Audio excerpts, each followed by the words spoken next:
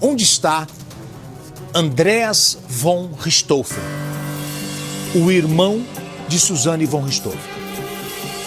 Ele já tinha se isolado na época da pandemia, nunca mais foi visto, e vira e mexe ele aparecia. Agora não mais. E a herança milionária que o Andreas recebeu agora se transforma em dívidas. São imóveis abandonados, casas que ele herdou que foram invadidas, bens que já foram tomados para outras pessoas através de uso capião. A Suzanne von Richthofen está solta, está grávida e passeia sem preocupações pelo interior de São Paulo. Ela, inclusive, faz compras normalmente no shopping, no mercado. Já o Andreas nunca teve uma vida comum. Sempre esteve preso. Ela está solta e ele sempre esteve preso a este crime. Desde a adolescência e agora, adulto. E ele era tido como um gênio na escola. Para você ter uma ideia, ele tem doutorado em Química. Em vários momentos ele tentou retomar a vida, mas sempre no anonimato. Atualmente, Andreas enfrenta uma enxurrada de processos por causa de dívidas, já que ele não acompanha de perto os bens que herdou. A Suzanne, você sabe, ela não tem acesso à herança. A herança é dele. Ele já não é mais este garotinho, hoje ele é um homem de 36 anos. Mas o que chama a atenção de todos é o sumiço de Andreas. Amigos relatam que Andreas foi tomado pela tristeza nos últimos anos e desapareceu definitivamente.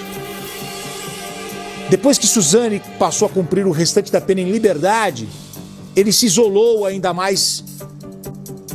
E as pessoas que conhecem estão preocupadas. Será que ele está bem? Será que ele está vivo? Onde será que ele está? E aí eu vou estender o meu pedido. Será que ele não precisa de ajuda, esse rapaz?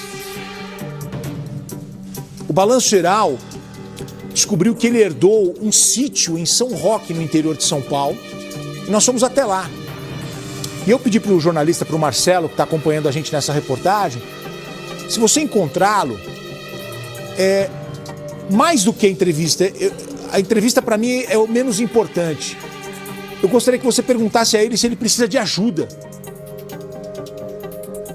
Porque talvez esse rapaz esteja sozinho hoje, preso dentro da tristeza que o acompanhou, o pai e a mãe mortos e a irmã envolvida no crime. A irmã se torna uma assassina. Um caso de repercussão nacional que pode passar o tempo que for. Olha quantos anos se passaram, 20 anos se passaram. E o caso está aqui. Esse nome, quando você fala Richthofen, todo mundo já sabe do que se trata. A vida desse menino foi destruída enquanto ele era adolescente, 15 anos, traído pela irmã, porque a irmã o levou para uma casa de jogos, para um fliperama, e depois falou, eu te pego depois. E depois a menina voltou para cometer o crime com o namorado e o cunhado. Então, a gente está aqui fazendo reportagem, contando as histórias, faz parte. Mas a minha preocupação é em relação a esse rapaz. Será que ele não precisa de ajuda nesse momento? Eu queria que você acompanhasse essa reportagem especial que nós preparamos sobre...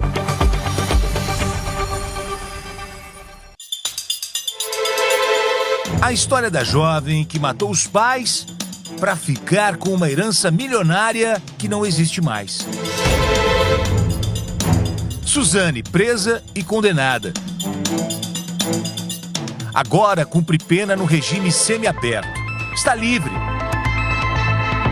O irmão dela, Andreas, preso, dentro da própria mente.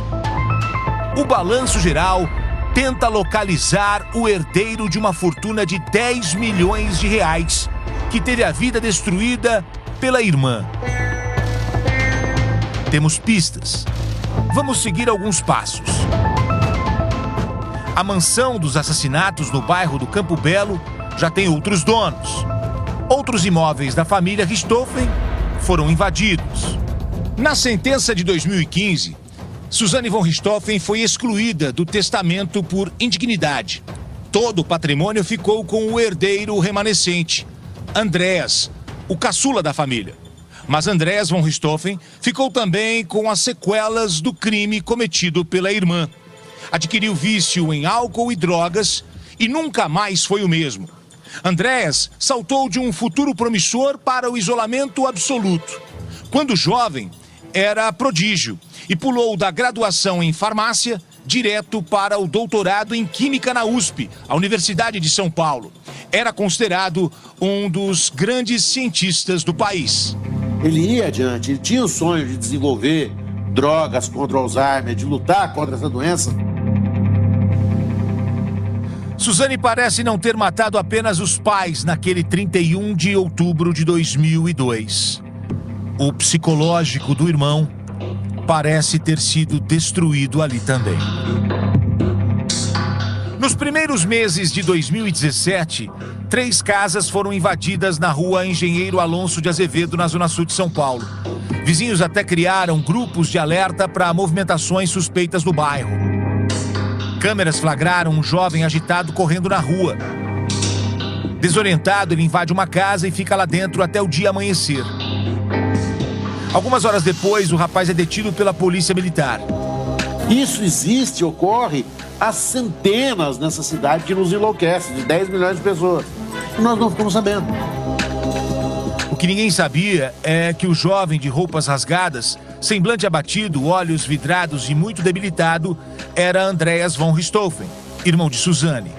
Tá magro, tá tipo meio assim, quando eu peguei pra puxar ele do carro, a roupa desfez, você vê que a roupa tá podre, deu a impressão que tá muitos dias na rua. Maurício foi um dos primeiros moradores a conversar com Andreas. Tá tudo bem? Ele falou, tá tudo bem, tá na paz, tá tranquilo. Aí o vizinho da frente chegou e falou, eu vou dar tiro, vou matar, aí eu recuei. Andreas tinha 15 anos quando perdeu os pais de forma trágica. Manfred e Marisia von Richthofen foram assassinados na cama enquanto dormiam. O crime foi planejado pela irmã dele, Suzane, que teve a ajuda do namorado Daniel Cravinhos e do irmão dele, Christian. Os dois eram amigos de Andreas. Ilana Casoy, pesquisadora e escritora especialista em perfis psicológicos de criminosos, esteve presente nas perícias e reconstituições feitas pela polícia no caso Richthofen. Para ela, Andreas é a maior vítima desta trágica história familiar. É um menino que, numa mesma noite, perdeu pai, mãe, irmã e melhor amigo. Tudo acontece em horas para ele. Um menino que tinha 15 anos, mas bastante imaturo, talvez uma criação muito protegida. Não era um menino que andava sozinho, se virava, tal. Ele estava sempre com a irmã e o Daniel. Ele pertence a uma elite mundial. Nós estamos falando de um craque na ciência. Ele é um professor doutor.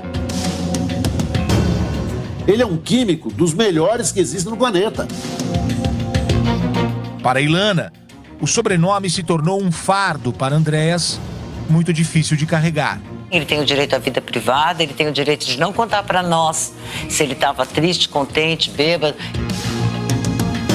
Não é porque ele teve um trauma, viveu essa tragédia, que ele está condenado a ser infeliz, está condenado a se drogar, a ser maluco.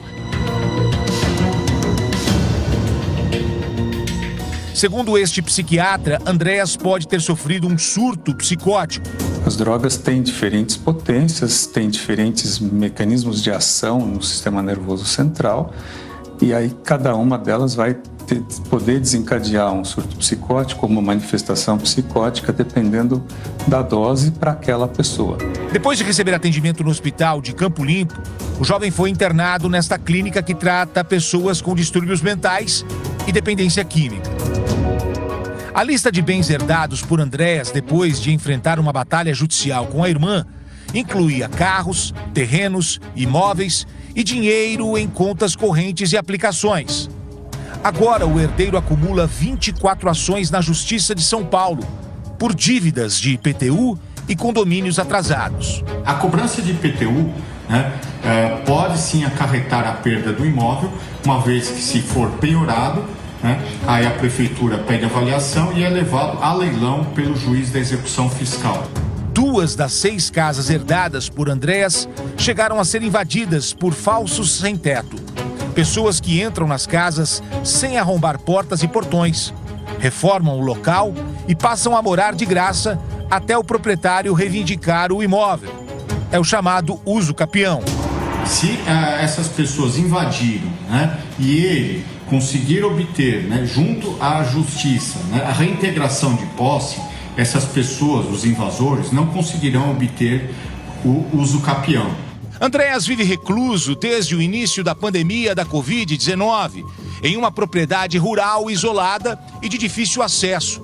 De acordo com testemunhas, ele vive sem internet e sem celular e não tem qualquer controle dos bens herdados com a morte dos pais. Como o lugar é muito afastado, fica difícil até para oficiais de justiça fazerem contato com Andréas para quitar as dívidas. Enquanto isso, a herança milionária vai virando apenas história. E depois que Suzane saiu da cadeia, Andréas simplesmente desapareceu. O Balanço Geral foi até a cidade de São Roque e mostra com exclusividade onde estaria um dos cientistas mais brilhantes da história que teve o futuro destruído por causa da irmã. Muito bem, Gotino, amigos do Balanço Geral, nós estamos aqui em São Roque, nessa região onde há muitas chácaras, sítios, tentando encontrar aqui o endereço, onde estaria o Andréas. Nós estamos numa região bem mais afastada aqui do centro. A gente tem aqui as informações de que realmente ele está confinado e essa propriedade em São Roque, que foi muito, inclusive, falada na época do crime, porque eles teriam planejado também nessa propriedade em São Roque colocar fogo, né, na propriedade com os pais. No isolamento absoluto, amigos relatam que Andréas é uma pessoa solitária e triste. Ele não conseguiu superar a tragédia familiar. Enquanto a irmã vive uma vida normal em Bragança Paulista, o irmão se esconde do mundo atrás destes muros. Onde está Andréas?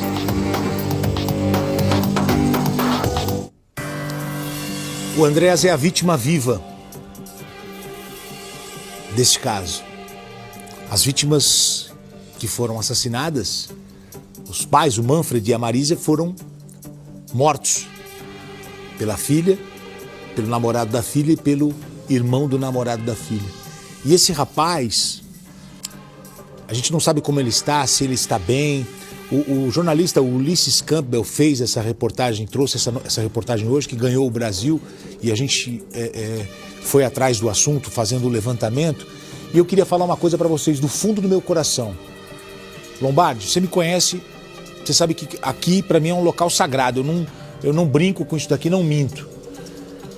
Esse garoto nunca deu uma entrevista, este homem hoje, 36 anos. Entre fazer uma entrevista com ele e oferecer uma ajuda, eu gostaria de ajudá-lo de alguma maneira, estender a mão a ele. Porque nós não sabemos como ele está, se ele está bem, se ele prefere o anonimato ou se ele está mergulhado numa tristeza, precisando de uma ajuda, mas não tem forças para sair. Muitas pessoas estão hoje sofrendo porque perderam alguém, sofreram porque tomaram um baque na vida financeira, na vida familiar, uma traição. Tem muita gente sofrendo. E esse rapaz é um exemplo disso. Um rapaz que sofreu, mas sofreu muito. Porque você imagina, é a idade que o meu filho tem hoje. Você imagina um garoto com 15 anos, o mundo se abrindo, você fazendo as grandes descobertas da vida. Você tem o pai e a mãe assassinados e a sua irmã, que é a tua parceira, tua amiga, tá ali com você todo dia, é uma traidora, é uma assassina. Porque foi isso que aconteceu. Ele é levado para um jogo de videogame, de fliperama, e a irmã levou ele, e ele achou que, que bacana, minha irmã tá me levando para brincar. Não, era para a casa ficar vazia. E a vida desse menino se transforma completamente. Então eu não sei se isso vai chegar a ele, porque eu não sei se ele tem contato hoje com... Eu vou entrar agora em uma das